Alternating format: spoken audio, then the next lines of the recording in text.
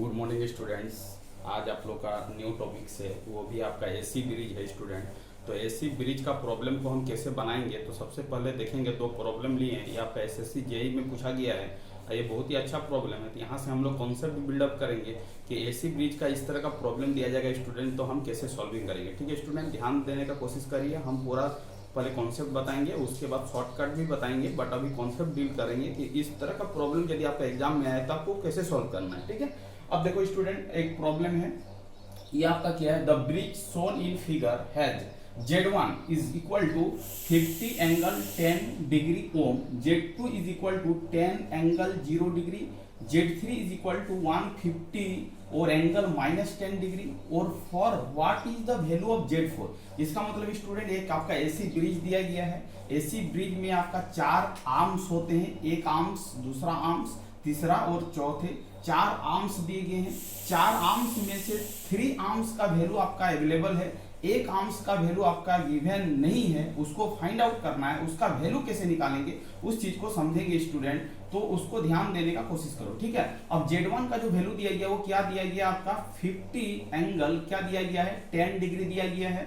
Z2 का जो value है वो आपका क्या दिया गया है 10 एंगल आपका 0 डिग्री दिया गया है। Z3 का जो वैल्यू है वो आपका दिया गया है 150 एंगल दिया गया -10 डिग्री दिया गया है, और Z4 का वैल्यू आपको पता नहीं है, आपको निकालना है। Z4 का वैल्यू को फाइंड आउट करना है। ठीक है, ये प्रॉब्लम पूछा जा रहा है और पूछ रहा है क्या, तो value of Z4 the bridge will be balance. ये ब्रिज कैसा है स्टूडेंट, बैलेंस कंडीशन में। तो जब भी आपका ब्रिज बैलेंस कंडीशन में होगा तो एक कॉन्सेप्ट हम बता रहे हैं, उस कॉन्सेप्ट का इंप्लीमेंट करना है। जब भी ब्रिज बैलेंस होगा तो इस इंपीडेंस का मल्टीप्लिकेशन इसके साथ करोगे, आमने सामने मल्टीप्लिकेशन करना। कोई भी फॉर्मूला को याद नहीं रखना है, हम जो कॉन्सेप्ट बता रहे हैं उसमें ज्यादा आपको गलत होने की संभावना बहुत कम है, इसीलिए आपको बता रहे हैं कि इसका आमने सामने का इंपीडेंस को क्या करना है, मल्टीप्लाई करना है। तो क्या करोगे स्टूडेंट, Z1 मल्टीप्लाई क्या करोगे Z4 इज इक्वल टू, ये आपका Z2 है, ये आपका Z3 है, तो इसका इंपीडेंस को इसके सामने वाला इंपीडेंस से क्या करना है, मल्टीप्लाई करना है। इसका मतलब Z2 मल्टीप्लाई क्या हो जाएगा, Z3 हो जाएगा। यही कंडीशन आपका क्या है, जब आपका ब्रिज बैलेंस हो तो यही कंडीशन आपको मिलेगा, Z1 into Z4 is equal to Z2 into क्या होगा, Z3 होगा। अब स्टूडेंट ये ब्रिज कैसा है, बैलेंस है, तो बैलेंस कंडीशन का ये आपका क्या होगा, फॉर्मूला होगा। यहां पर लिखो आप, ब्रिज क्या है, बैलेंस है। ब्रिज कैसा है आपका, ब्रिज आपका क्या है स्टूडेंट, बैलेंस्ड है। तो ब्रिज बैलेंस का प्रॉब्लम यदि पूछे और 3 आर्म्स का वैल्यू आपके पास गिवन हो, ओनली 1 आर्म्स का वैल्यू निकालना है, तो आपको इस फॉर्मूला को क्या करना होगा, लगाना होगा। अब देखो स्टूडेंट, फॉर्मूला को पुट अप करो। Z1 का जो वैल्यू है वो आपका क्या है 50 एंगल क्या है 10 डिग्री है, और Z4 का वैल्यू क्या है पता नहीं है, उसको फाइंड आउट करना है। Z2 का वैल्यू जो है वो आपका क्या है स्टूडेंट 10 एंगल क्या है 0 डिग्री है, और Z3 का जो वैल्यू है वो आपका क्या है 150 और क्या है एंगल -10 डिग्री है। ठीक है, आपस में ये मल्टीप्लाई है। अब देखो यहाँ पर ये आपका क्या है 10 एंगल 50 एंगल क्या होगा 10, और ये आपका क्या हो जाएगा x। और देखो जब भी हम लोग इसको मल्टीप्लाई करेंगे, तो कॉन्सेप्ट बताए थे, ये आपका मैग्नीट्यूड है, ये आपका मैग्नीट्यूड है, तो मैग्नीट्यूड का क्या हो जाएगा, मल्टीप्लिकेशन हो जाएगा। तो 150 में से 10 को मल्टीप्लाई करोगे तो आपका क्या हो जाएगा 1500 हो जाएगा। और अब देखो यहाँ पर इसको जब मल्टीप्लाई करेंगे तो एंगल का कुछ फॉर्मूला होता है स्टूडेंट। जब एंगल आपस में मल्टीप्लाई हो तो उसका रिजल्टिंग वैल्यू जो होता है वो कॉन्सेप्ट आपको आना चाहिए। जब दो एंगल आपस में मल्टीप्लाई हो तो उसका फॉर्मूला होता है एंगल θ1 प्लस क्या होता है θ2 होता है। अब देखो दो एंगल आपस में मल्टीप्लाई है, तो जब मल्टीप्लाई होगा तो एंगल का क्या होगा, एडिशन होगा। तो एंगल का एडिशन करोगे तो 0 डिग्री और क्या होगा प्लस माइनस सब क्या हो जाएगा 10, तो ये चुपचाप ऐड कर लोगे तो ये क्या हो जाएगा, ये आपका हो जाएगा 1500 और एंगल हो जाएगा आपका 10 डिग्री। ठीक है स्टूडेंट, अब देखो यहाँ पर x है और ये वाला यहाँ पर मल्टीप्लाई है, तो इधर जाएगा तो क्या हो जाएगा डिवाइड हो जाएगा, तो ये हो जाएगा 50 और एंगल क्या हो जाएगा आपका 10 डिग्री हो जाएगा। अब एक फॉर्मूला और लिखते हैं यहाँ पर, यदि दो एंगल आपका डिवाइड में हो तो उसका रिजल्टिंग जो वैल्यू होता है वो होता है एंगल θ1 माइनस क्या होता है स्टूडेंट θ2 होता है। जब डिवाइड होगा तो दोनों एंगल को माइनस करेंगे, जब मल्टीप्लाई होगा तो दोनों एंगल को क्या करेंगे, एडिशन करेंगे। अब देखो इसको कैंसिल करो, ये कैंसिल हो गया, 5 से ये कैंसिल हो जाएगा तो क्या हो जाएगा स्टूडेंट 30 हो जाएगा। तो x का जो वैल्यू आ जाएगा 30 और ये एंगल आपका -10 डिग्री ऊपर में है, ये वाला एंगल ऊपर जाएगा तो माइनस साइन लगेगा तो -10 डिग्री होगा, तो ये आपका क्या हो जाएगा 30 और एंगल क्या हो जाएगा -20 डिग्री हो जाएगा। इसका मतलब इस प्रॉब्लम का जो आंसर होगा स्टूडेंट वो होगा 30 एंगल -20 डिग्री। इसका मतलब है कि Z4 का जो वैल्यू होगा तो आप बोल सकते हो कि Z4 का जो वैल्यू होगा वो 30 एंगल क्या होगा -20 डिग्री होगा। यही आपका क्या हो जाएगा आंसर हो जाएगा स्टूडेंट, ये आपका Z4 का वैल्यू होगा। इसका मतलब कौन सा ऑप्शन सही होगा आप ही बताओ। 30 एंगल 10 डिग्री ये तो नहीं हो रहा है, 30 एंगल -20 डिग्री यही आपका क्या हो रहा है स्टूडेंट, यही वाला ऑप्शन हो रहा है। इसका मतलब इस प्रॉब्लम का जो आंसर होगा वो क्या होगा बी होगा।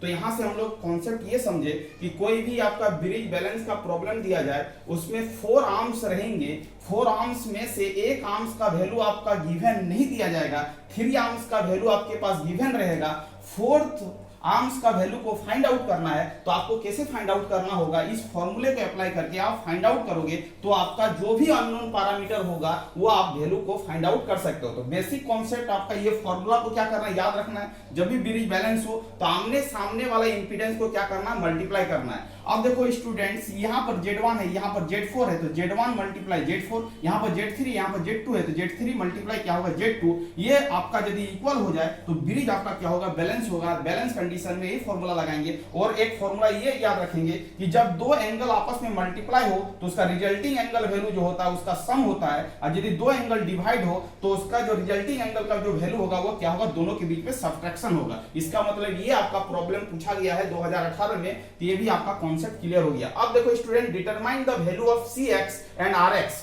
मतलब Cx और Rx का वैल्यू को फाइंड आउट करना है और आपका एक तरह का ब्रिज दिया गया है और ये ब्रिज में आपका Cx और Rx का वैल्यू को क्या करना है स्टूडेंट फाइंड आउट करना है। और ये आपका क्या है 140 किलो ओम है, क्या है स्टूडेंट 140 किलो ओम है, ठीक है। अब देखो इस प्रॉब्लम को हम कैसे सॉल्विंग करते हैं, सबसे पहले इसका बेसिक कॉन्सेप्ट बताते हैं कि इस तरह का प्रॉब्लम को आप कैसे सॉल्विंग करोगे। तो देखो यहाँ पर ये आपका Cx है और ये आपका क्या Rx है, ये अननोन पैरामीटर है, इसका वैल्यू को फाइंड आउट करना है और 3 आर्म्स का पैरामीटर का वैल्यू को आपको यहाँ पर गिवन दिया गया है, ठीक है स्टूडेंट। अब देखो यहाँ पर हम लोग ये Cx है, ये आपका Rx है, इसको हम लोग मान लेते हैं क्या R3 मान लेते हैं थोड़ा देर के लिए। अब देखो स्टूडेंट इसको हम लोग क्या मान लेते हैं C2 मान लेते हैं, ठीक है। अब देखो इसको हम लोग क्या मान लेते हैं, ये आपका हो गया C4 और ये आपका क्या हो गया R4 हम मान रहे हैं और फॉर्मूला को डिजाइनिंग कर रहे हैं कि इसका फॉर्मूला क्या होगा। अब देखो यदि ये ब्रिज बैलेंस होगा तो ब्रिज बैलेंस होगा तो इस इंपीडेंस का मल्टीप्लिकेशन इस इंपीडेंस के साथ होगा और इस इंपीडेंस का मल्टीप्लिकेशन इस इंपीडेंस का साथ होगा। तो अब देखो इसको कैसे कन्वर्ट करेंगे, कैसे इसको सॉल्व करेंगे। तो यदि आपका ब्रिज बैलेंस होगा तो इसको यदि स्टूडेंट हम कंसीडर कर ले रहे हैं, पूरा इसका इंपीडेंस को हम लोग Z1 कंसीडर कर ले रहे हैं और इस पूरे इंपीडेंस को हम Z4 कंसीडर कर रहे हैं और इस पूरे इंपीडेंस को यदि हम Z3 कंसीडर कर रहे हैं और इस पूरे इंपीडेंस को यदि हम Z2 कंसीडर कर रहे हैं, तो आप ही बताओ इसका बैलेंस कंडीशन के लिए क्या होगा।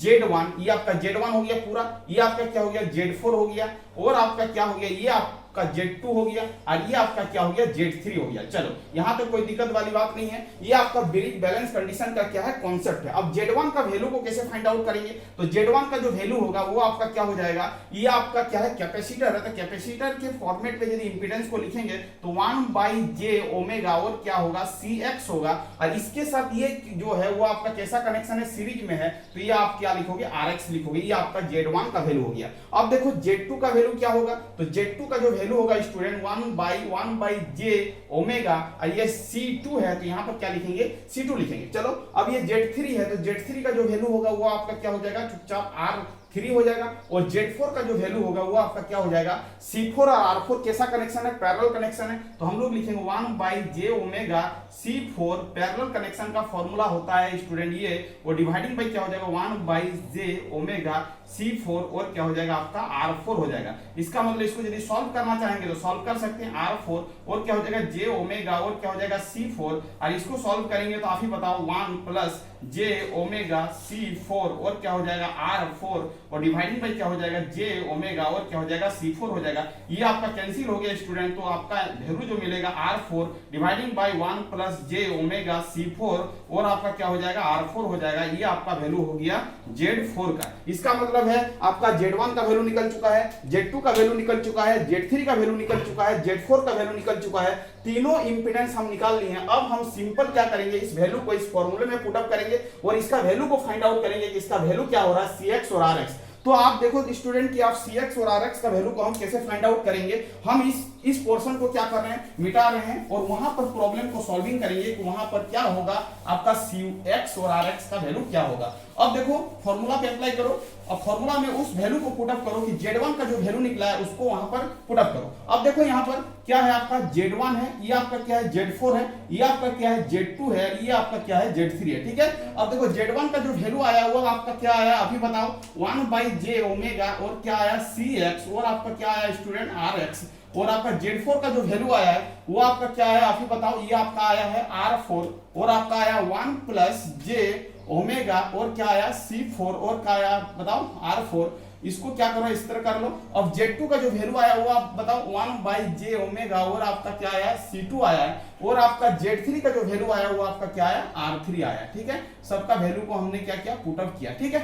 अब देखो यहाँ पर कैसे सॉल्विंग करेंगे आप ही बताओ। तो ये आपका क्या हो गया 1+ ये आपका क्या हो जाएगा Rx और आपका j ओमेगा और क्या हो जाएगा आपका Cx और डिवाइडिंग बाय क्या हो जाएगा j ओमेगा और क्या हो जाएगा स्टूडेंट Cx हो जाएगा। इसको ब्रैकेट घेर लेंगे। अब देखो यहाँ पर क्या हो जाएगा, ये आपका R4 हो जाएगा, ये आपका 1+j ओमेगा और क्या हो जाएगा C4 और क्या हो जाएगा आपका R4 और ये आपका क्या हो जाएगा आपका R3 और क्या हो जाएगा j ओमेगा और क्या हो जाएगा आपका C2 हो जाएगा। अब देखो यहाँ पर j ओमेगा कैंसिल हो गया तो ये आपका क्या हो जाएगा 1+ ये हो जाएगा Rx j ओमेगा Cx हो जाएगा और डिवाइडिंग बाय आपका क्या हो जाएगा Cx हो जाएगा और ये आपका क्या हो जाएगा R4 हो जाएगा और आप लिख सकते हो 1+j ओमेगा C4 और क्या होगा आपका R4 और आपका क्या हो जाएगा R3 और क्या हो जाएगा आपका C2 हो जाएगा। अब देखो ऊपर ऊपर में मल्टीप्लाई करो तो ऊपर ऊपर मल्टीप्लाई करोगे तो ये क्या हो जाएगा आप ही बताओ। तो ये हो जाएगा आपका 1+Rx j ओमेगा और क्या होगा Cx और आपका ऊपर में मल्टीप्लिकेशन होगा तो R4 और क्या होगा C2 होगा और इसको मल्टीप्लाई करोगे तो क्या हो जाएगा R3 और Cx और आपका क्या हो जाएगा 1+j ओमेगा C4 और क्या हो जाएगा R4 हो जाएगा। अब इसको मल्टीप्लाई करो, अब इसका मल्टीप्लिकेशन होगा स्टूडेंट तो R4 C2 हो जाएगा। अब ये बताओ कि ये आपका क्या हो जाएगा Rx j omega Cx R4 और क्या हो जाएगा C2 हो जाएगा। इसको मल्टीप्लाई करोगे तो R3 Cx हो जाएगा और ये आपका j ओमेगा C4 R4 और क्या हो जाएगा R3 और क्या हो जाएगा Cx हो जाएगा, ठीक है। अब देखो यहाँ पर ये पार्ट है रियल पार्ट है, ये आपका रियल पार्ट है, ये आपका इमेजिनरी पार्ट है और ये आपका इमेजिनरी पार्ट है। Equating the real part, equating the real part को एक जगह करेंगे, equating the real part, equating the real part, real part को यदि इक्वेट करेंगे तो आपका जो फॉर्मूला आएगा स्टूडेंट वो आपका R4 C2 is equal to R3 और क्या होगा Cx। आपको यदि Cx का वैल्यू निकालना है तो आप क्या कर सकते हो R3 से डिवाइड करो, ये आपका Cx होगा। इसका मतलब Cx इज इक्वल टू क्या हो गया R4 C2 डिवाइडिंग बाय क्या हो गया R3 हो गया। क्या हो गया आपका R3 हो गया। तो आप इस तरह करके आप Cx का वैल्यू को फाइंड आउट कर सकते हो, ठीक है। Cx का वैल्यू निकल चुका है। अब इमेजिनरी पार्ट को इक्वेट करेंगे तो इमेजिनरी पार्ट को हमको क्या करना है, इमेजिनरी पार्ट को क्या करना है, इक्वेट करना है। इमेजिनरी पार्ट को क्या करना है, इक्वेट करना है। इमेजिनरी पार्ट को क्या करना है स्टूडेंट, इक्वेट करना है। इमेजिनरी पार्ट को यदि इक्वेट करोगे तो आपका क्या निकलेगा, ये इमेजिनरी पार्ट है, ये आपका क्या है Rx है, ये आपका j ओमेगा है, ये Cx है, ये आपका R4 है, ये आपका C2 है और ये आपका j ओमेगा है, ये आपका C4 है, ये आपका R4 है, ये आपका R3 है, ये आपका क्या है Cx है। जो कैंसिलेशन हो रहा है उसको क्या करना है, कैंसिलेशन करना है। ये आपका कैंसिलेशन हो गया। अब देखो स्टूडेंट ये Cx है, ये आपका Cx कैंसिलेशन हो गया, ये आपका Rx है, ये आपका क्या है R4 है, ये आपका C2 है, ये आपका क्या है C4 है, ये आपका R4 है, ये आपका क्या है R3। यहाँ पर भी कुछ कैंसिलेशन होगा, R4 कैंसिल हो गया। Rx का जो वैल्यू निकलेगा वो आप ही बताओ C4 और क्या हो जाएगा R3 डिवाइडिंग बाय क्या हो जाएगा C2 हो जाएगा। इसका मतलब आपका फॉर्मूला निकल चुका है Rx और Cx का। Rx ये होगा, Cx ये होगा, ठीक है। अब देखो Cx और Rx का यदि फॉर्मूला नहीं पता है तो आपको फॉर्मूला को क्या करना होगा, डिराइव करना होगा। और यदि आपको फॉर्मूला पता है तो आप इस डायरेक्ट फॉर्मूला में यूज करके क्या कर सकते हो, इस वैल्यू को निकाल सकते हो। तो देखो हम फॉर्मूला को अब याद करने के टेक्निक बता रहे हैं कि आप फॉर्मूला को कैसे याद रखोगे, ठीक है स्टूडेंट। तो देखो आपको Cx का वैल्यू निकालना है तो Cx का जब भी वैल्यू निकालोगे तो Cx यहां से चलना शुरू करोगे तो इस यहां से Cx का वैल्यू निकाला तो यहां से चलोगे तो आपको क्या मिलेगा, C2 मिलेगा। तो क्या लिखना है, C2 लिखना है। क्या लिखना है, C2 लिखना है। उसके बाद आपका C के बाद आपको C के बाद Cx का निकाल रहे हो तो आपको सी में नहीं जाना, R4 में जाना। तो C2 R4 और ये वाला जो है उससे क्या करना, डिवाइड करना। डिवाइडिंग बाई क्या हो जाएगा आपका R3 हो जाएगा। तो CX का फॉर्मूला देखो R4 C2 बाई R3 है। और आप बताओ RX का वैल्यू निकालना है, तो RX का किधर जाओगे, RX का CX निकालने के लिए इधर से मूवमेंट किया था, RX निकालने के लिए तुमको इधर से मूवमेंट करना होगा। तो आपको रास्ते में क्या मिलेगा आप ही बताओ, R3 मिलेगा, R3 मिलेगा, उसके बाद आपको क्या मिलेगा, C4 मिलेगा। उसके बाद आपको इससे क्या करना है, डिवाइड करना है। इसका जो आपका वैल्यू है वो आपका क्या है, C2 है। क्या है आपका, C2 है। इस तरह करके हम लोग यदि CX का वैल्यू निकालेंगे तो हमको क्या करना है, इसका वैल्यू को मल्टीप्लाई करना है, इससे क्या करना है, डिवाइड करना है। RX का वैल्यू को निकालना है तो इस वैल्यू को मल्टीप्लाई करना है, इस वैल्यू से क्या करना है, डिवाइड करना है। इसका मतलब ये आपका फॉर्मूला होगा। यदि आपको ये फॉर्मूला पता है तो आप क्या कर सकते हो, प्रॉब्लम को सॉल्व कर सकते हो। अदरवाइज यदि आपको फॉर्मूला पता नहीं है तो आपको क्या करना होगा, इस तरह करके डिराइव करके फॉर्मूला को फाइंड आउट करना होगा। जब भी आप फॉर्मूला को फाइंड आउट करोगे तो ज्यादा टाइम लग जाएगा। इसीलिए कंपटीशन पॉइंट ऑफ व्यू से क्या करना है, आपको फॉर्मूला को याद रखना है कि इस तरह का ब्रिज दिया जाए और आपको CX और RX का वैल्यू फाइंड आउट करने के लिए बोले तो फॉर्मूला पता है तो 1 सेकंड में क्या हो जाएगा, बन जाएगा। तो आपको नोट करना है स्टूडेंट, तो आप नोट कर सकते हो। अब आगे की ओर चलते हैं, इसका वैल्यू को फाइंड आउट करते हैं कि इसका वैल्यू को हम कैसे फाइंड आउट करेंगे। मेरे पास तो फॉर्मूला अवेलेबल है। अब हमको क्या करना है, सिंपल फॉर्मूला में पुट अप कर देना है और उसका वैल्यू को फाइंड आउट कर लेना है। अब देखो CX इज इक्वल टू क्या हो जाएगा, CX इज इक्वल टू हो जाएगा C2 R4 डिवाइडिंग बाई क्या हो जाएगा स्टूडेंट, R3 हो जाएगा। आप ही बताओ C2 का वैल्यू क्या है, 30 माइक्रोफैराड है। 30 माइक्रो का मतलब क्या होता है, 10 के पावर -6 होता है। R4 का जो वैल्यू है वो 140 किलो, किलो का मतलब क्या हो जाएगा, 10 के पावर 3 हो जाएगा।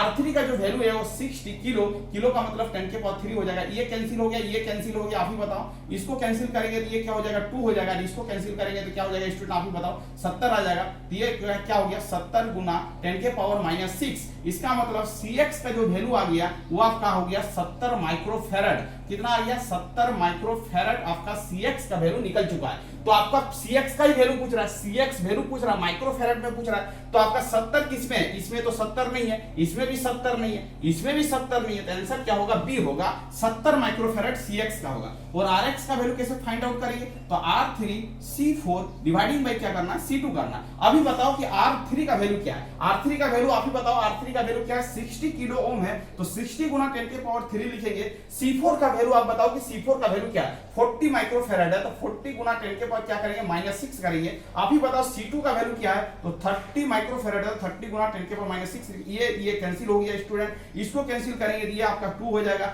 ये आपका क्या हो जाएगा, आप ही बताओ, 80 हो जाएगा। 80 गुना क्या हो जाएगा, 10 के पावर 3 हो जाएगा। इसी को आप सजा के लिखोगे तो 80 किलो ओम आएगा। इसका मतलब RX का वैल्यू कितना आ गया, 80 किलो ओम आ गया। तो CX का वैल्यू पूछ रहा था और RX का वैल्यू पूछ रहा था। तो CX का वैल्यू आपका 70 आ गया, RX का वैल्यू पूछ रहा था किलो ओम में। इसका मतलब क्या हो गया, 80 हो गया। तो इस तरह का प्रॉब्लम के स्टूडेंट इसी तरह आपको सॉल्विंग करना है। थोड़ा सा ये प्रॉब्लम हम बेसिक पूरा कॉन्सेप्ट लेके चले हैं, पूरा फॉर्मूला को डिराइव किए, उसके बाद प्रॉब्लम को सॉल्विंग किए। यदि आपको बाय डिफॉल्ट यदि फॉर्मूला पता नहीं है तो पर भी आप बना सकते हो, बट थोड़ा सा क्या लगेगा, टाइम लगेगा। बट आपको कॉन्सेप्ट पता है तो आप बना लोगे। और यदि आपको फॉर्मूला पता है तो आप विद इन द 1 सेकंड में क्या करोगे, प्रॉब्लम को सॉल्व करके आगे बढ़ जाओगे। तो कंपटीशन पॉइंट ऑफ व्यू से क्या करना, आपको फॉर्मूला को याद रखना, तो उसकी तभी आपके लिए बेनिफिट होगा। क्योंकि ज्यादा टाइम लग जाएगा तो फिर दिक्कत हो जाएगा। थैंक यू स्टूडेंट, वीडियो के यहीं पर एंड करते हैं। 2 बेहतरीन प्रॉब्लम लिए थे एसी ब्रिज का, इससे आपको बहुत सारा कॉन्सेप्ट क्लियर हो जाएगा स्टूडेंट। आगे की और नेक्स्ट वीडियो में हम आगे का और 2 प्रॉब्लम लेंगे। थैंक यू स्टूडेंट, वीडियो के यहीं पर एंड करते हैं। यदि कोई चैनल में नहीं आए तो चैनल को क्या करना, सब्सक्राइब करना। Thank you, Vande Mataram student.